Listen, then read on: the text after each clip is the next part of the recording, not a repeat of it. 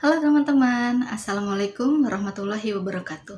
Oke, di video kali ini aku akan membahas mengenai program au pair. Apa itu program au pair? Yuk, kita bahas lebih lanjut.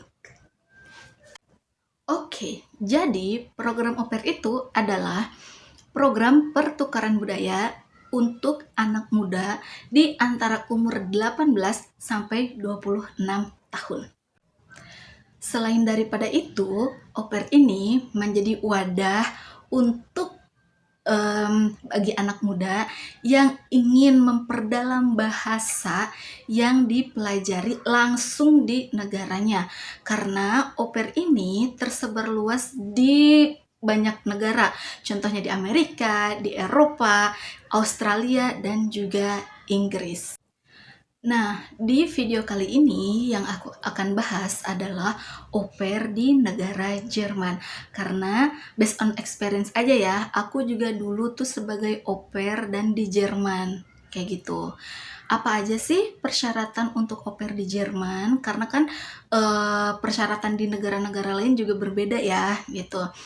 Untuk syarat au pair di Jerman, yang pertama itu punya sertifikat bahasa Jerman Gute level minimalnya level A1 gitu. Terus yang kedua umurnya itu 18 sampai 26 tahun. Jadi tidak boleh lebih dari 26 tahun dan belum pernah menikah gitu. Nah, sekarang apa sih keuntungan menjadi au pair atau mengikuti program au pair ini? Jadi banyak banget keuntungan yang bisa didapatkan ketika mengikuti program au pair ini. Pertama, kita akan tinggal selama kurang lebih 1 tahun di host family. Nah, nanti pun selama 1 tahun ini itu akan mendapatkan uang saku kurang lebih 260 sampai 300 euro per bulannya. Ini tergantung kesepakatan kedua belah pihak ya. Jadi tergantung kontraknya antara si keluarganya atau guest family dengan seseorang yang mengikuti au pair ini. Kayak gitu. Lalu juga mendapatkan uang sekitar 50 sampai 100 euro untuk kursus bahasa lanjutan. Karena kan di Indonesia ini dipersiapkannya itu untuk level A1 nih. Nah, nanti di Jermannya mau ikut level A2 itu silahkan gitu. Karena memang punya hak untuk mengikuti kursus bahasa lanjutan ini gitu. Udah gitu juga kita akan mendapatkan pengetahuan sosial mengenai budaya orang Jerman tuh seperti apa sih, keluarga Jerman tuh seperti apa sih gitu. Nah, sebagai imbalannya karena kita mendapatkan hak-hak itu, kita juga mempunyai kewajiban. Apa aja kewajibannya? Kita bekerja selama kurang lebih 5 jam per hari, Senin sampai Jumat. Gitu ya.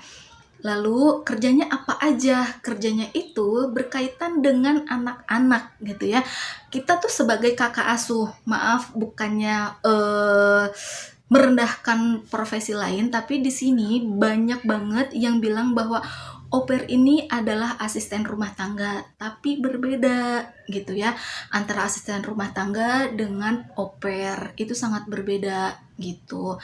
Nah, di sini kerjaannya itu mengantar jemput anak sekolah, menyiapkan makan, bukan memberikan makan tapi menyiapkan makan siang kepada anak asuh, anak yang kita asuh. Karena sebagai au pair kita itu sebagai kakak asuh kayak gitu.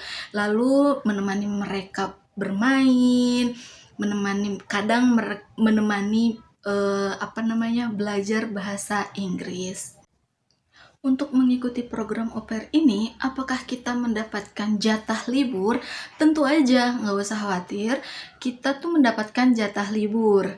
Khususnya setiap minggu itu di hari Sabtu dan Minggu itu libur tuh ya bagi au pair. Lalu juga bahkan ada beberapa keluarga, ya banyak keluarga yang mengikut sertakan si kakak asuhnya ini untuk ikut liburan musim panas bersama mereka. Kayak gitu, jadi nggak usah khawatir. Nah, gimana sih caranya untuk mendaftar sebagai au pair? Oke, untuk mendaftarkan diri sebagai au pair, kalian bisa mengunjungi website resminya yaitu di aupairworld.com. Di situ kalian mengisi biodata, tolong isi biodata itu sejujur mungkin. Kayak gitu, dan di situ juga ada deskripsinya seperti apa kalian dan host family yang seperti apakah yang diinginkan oleh kalian, kayak gitu. Nah, nanti ketika udah daftar ya, kalian akan mendapatkan saran family yang ini, family yang itu, family A, B, C, D.